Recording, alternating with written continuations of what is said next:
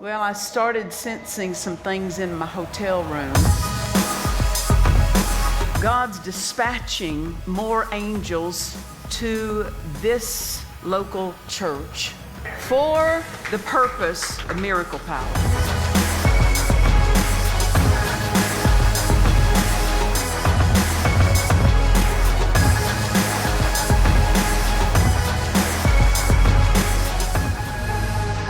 Amen. Well, I will tell you, you see a little video clip like that, and you understand how huge the world is, and how many inhabitants there are. Not just are now, but have been over the centuries. Just think about that. Honestly, if you looked at it in a negative way, you'd see yourself maybe as fairly insignificant. But you know what's amazing is that He knew every one of them and every one of us before we ever were. And you're thinking, wow, what a God He is. For every one of those individuals. And you have to stop and think about it, because you know it's easy to become self-centered. It's easy to look at just your four and no more. It's easy to not see the significance of this latter-day opportunity we have to expose people to the truth. And obviously, we each do it. We're collected together in bodies of believers with a mutual focus. And we have our assignment here, and then God has to take what we do here and connect it with wherever in order for it to produce what He desires. Which I like that, because none of us are in charge of what anybody else is in charge of. Even as a body, each of us is responsible for what we know and what we do with what we know. And then collectively we work together. The more harmonious we are as a body, the more focused we are as a body, the more intentional we are as a body, then the more successful we'll be as a body. That's the way it's supposed to work. It's the same way it works in your physical body. Every part working together. It's the same way it is in a family. Each member working together. That's what makes the family successful and enjoyable to be a part of. And all those who came from enjoyable families said amen. And the rest of you were somewhat quiet about that. So in talking about this subject, we have to realize that unless we are connected with the Father through the sacrifice of the Lord Jesus, we'll never know who we are. You will always be counting on someone or something producing your identity. You'll always be looking for somebody to make you feel good about who you are. Because we weren't created to be alone. We were first of all created to be connected to Him. And then we're to be connected to each other. Obviously, husbands and wives and families, bodies of believers. That's the way we were designed to be. But you should ask yourself, who am I? What is my purpose? You know, a lot of people deal with that today. Why am I here? Why are you here? Well, you're first of all here to get connected with God who created you. And until that happens, you have no significance. Huh? That's a pretty rash statement, isn't it? Can you imagine that? Until you receive Him, you have no significance.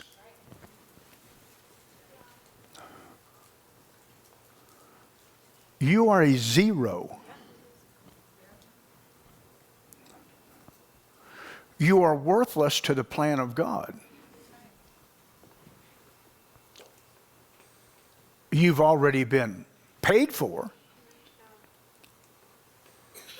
but until you turn yourself over to the rightful owner, you'll never know who you are. And also, when you turn yourself over to the owner, then you've got to continue to allow him to be the director, and the possessor, and the revealer, and the helper, and the one who will labor with you to bring you into the place where he's designed you to be.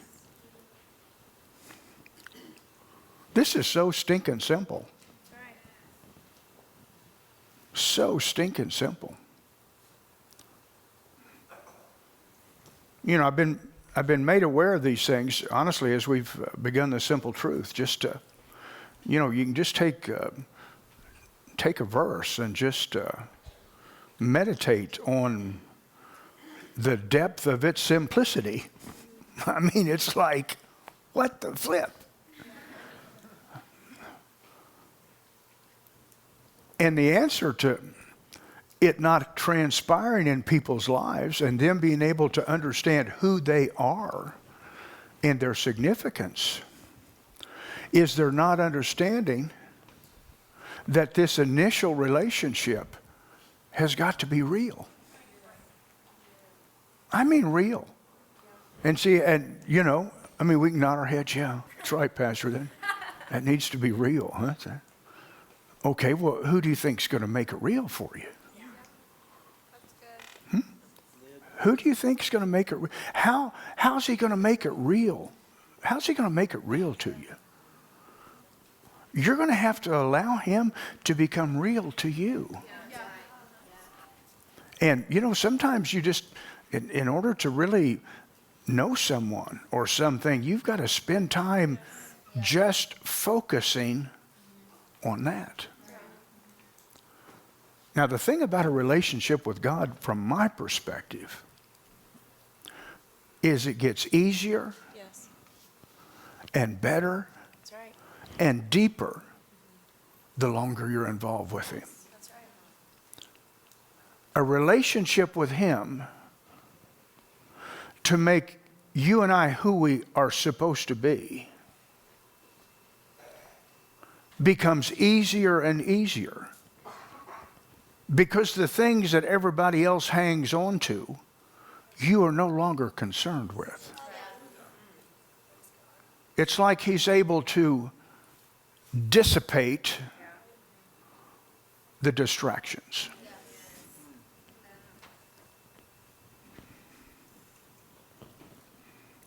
I mean, and now listen, let me tell you something. This is not a warning, but this is just a one-up on this deal. When this happens, you'll feel like you're really disconnected from everybody else.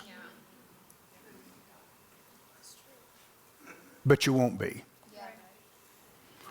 You'll be more connected with them than you ever have been. Because you'll be connected with them from a different direction. You'll be connected with them from your heart and not from your head, or not from what they do or what they can do for you.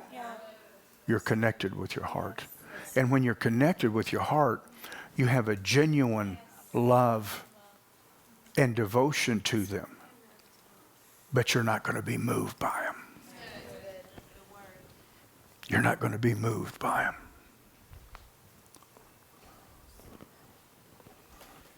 You know you're heading in the right direction when you know you can't fix somebody else. You can't fix somebody else. Oh, you'd like to, and you'd like to think you're smart enough to. But even if you were, you can't. Because we weren't wired to be fixed by each other. We weren't wired. I said we weren't wired to be fixed by each other. We weren't wired to be psychologized and have enough meetings with. There's only one meeting that can get us where we're supposed to be, and that's a meeting with Him. A heartfelt meeting with Him. And that's not a one-time meeting. That's a continual process of moving forward. Hallelujah. To think all of the people, I'm sure somebody could Google it, but you don't need to right now because it really doesn't make any difference, but you kind of wonder how many people have been since the beginning. I'm sure somebody, I mean, if they can tell how old a $40 million rock is,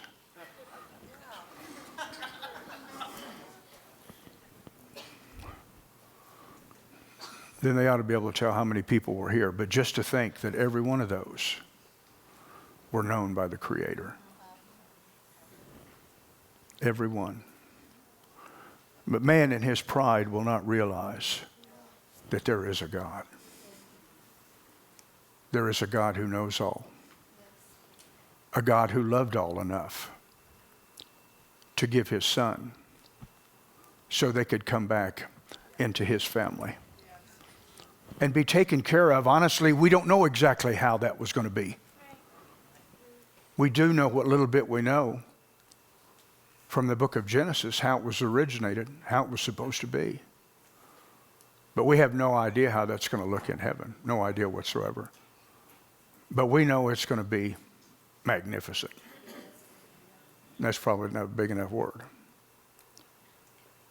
But what still amazes me, and when you see all the people that He knew everything about, and that every one of them, Romans chapter 8, we'll look at this one verse. We've got to close in just a minute. Who am I? Well, I'm glad you asked. Do you want my opinion of who you are? You might not. Romans 8:29. Speaking of the Father about us. For whom He did foreknow, which was everyone, He also did predestinate to be conformed to the image of His Son. Not to the image of the earthly daddy, not to the image of the earthly grandfather or grandmother, but to be conformed to the image of His Son.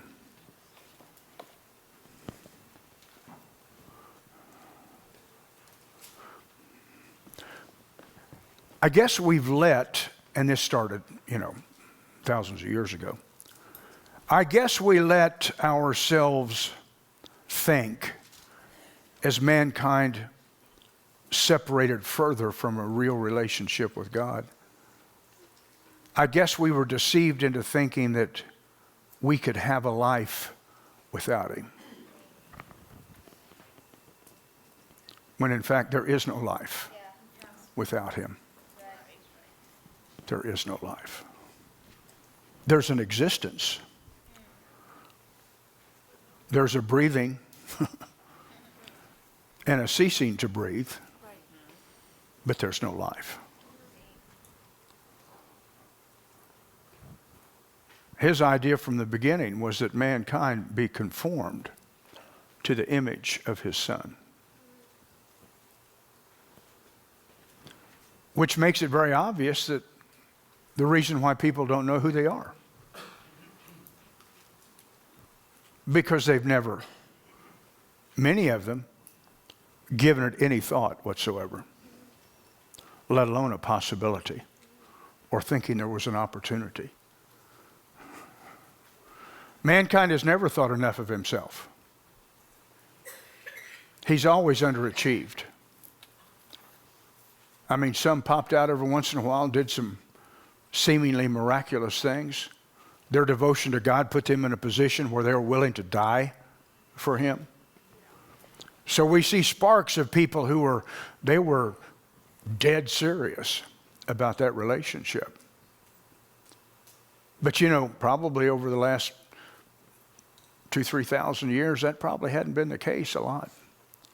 Now, we know there have been men of God that have laid down their life for the Word of God, stood up for the truth, have gotten harassed. We know there are people, mostly in foreign lands, that have been murdered because of their profession of faith. But generally speaking, the bride of Christ has been pretty stinking quiet, I think. And what we've been quiet about is who He really is and who we are in Him. I'm not talking about standing up and fighting against abortion or any other number of things that should have never come into being. I'm talking about just being His bride, being serious about our relationship with Him. Because the more serious we are about our relationship, or had we been more serious about our relationship over the centuries, then a lot of these things would have never come to the place that they've come today. We're now the ones that aren't for these heinous things are the ones who are wrong. Our light should have always been bright enough because of our connection to Him. We should have always been known as a people who wouldn't compromise. But if you're not tight with His Word, you will, because you'll be more concerned about what people think. You'll never see people's value until He's more valuable to you than people. Never.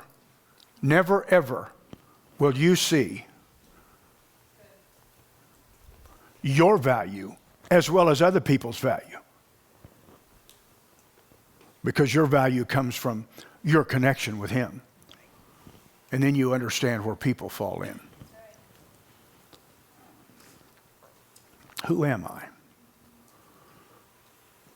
Who am I? And what realities are there that make me who I am? We're going to look at that over the next several weeks. And maybe some next month, we'll see. But I think we've heard some pretty amazing things here just these last few minutes. It's my personal opinion, which everybody's got at least one opinion. Just think about that. Because if you don't do it that way, it'll never be the way it's supposed to be for you.